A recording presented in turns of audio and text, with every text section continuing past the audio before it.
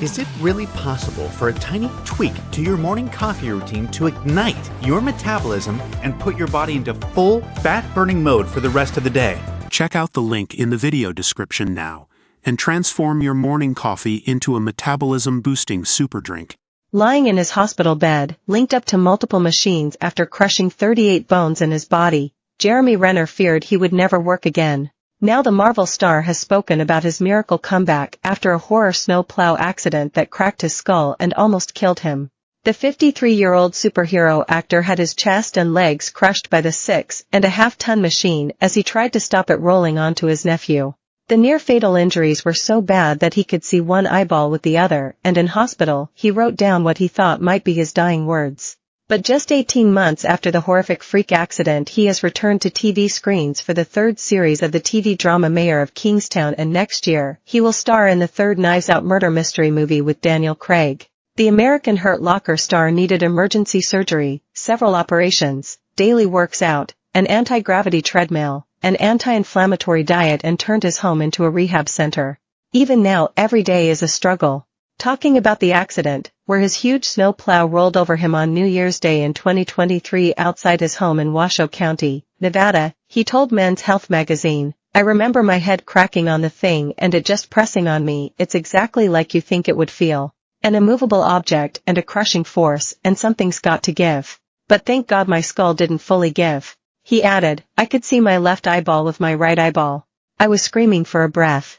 I needed to shove all my energy of air out just so I could suck air back in." After a 12-foot snowfall, Jeremy had been using his snow plow to help others get moving again, including trying to tow his nephew Sawyer's truck. But then the plow started to roll down the hill, and as it did so, Jeremy attempted to jump into the vehicle to save Sawyer. Instead, he was pulled beneath its tracks. His neighbors called the emergency services, who were able to get him out from underneath the plow, stem the bleeding, and get him to hospital.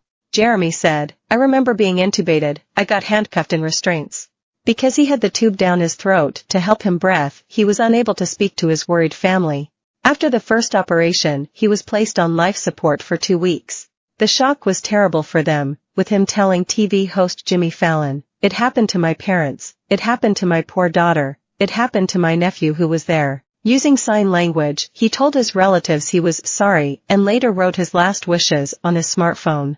Tearfully, Jeremy, who has an 11-year-old daughter Ava, recalled that he left a message saying, 'Don't let me live on tubes or on machines, and if my existence is going to be on drugs or painkillers, just let me go now.' Thanks to the medical team, he was able to breathe by himself again. But the pain from all the broken bones, including his ribs, pelvis, and jaw, was so intense that it was hard to cope. He has titanium in his face to support his recti socket. The same metal was used to rebuild his rib cage, and rods were placed in one leg. His friends rallied around, with fellow Avengers actor Anthony Mackie, the first co-star he saw after he woke up in hospital, and Robert Downey Jr. making regular calls helping to keep his mind off the injuries. The first daily challenge was getting out of bed. Jeremy said, "It took me 17 minutes to get out of bed.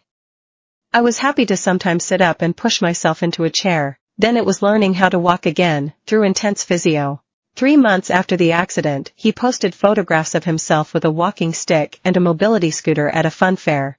Every day there was countless hours of physical therapy, peptide injections, for drips and pushes, stem cell and exosomes, red light/IR therapy, hyperbaric chamber 2.0 atmospheres, cold plunge, and the list goes on and on. In the summer of that year he was walking without the cane and able to socialize with pals again. Strengthening his legs is his key challenge, with regular workouts.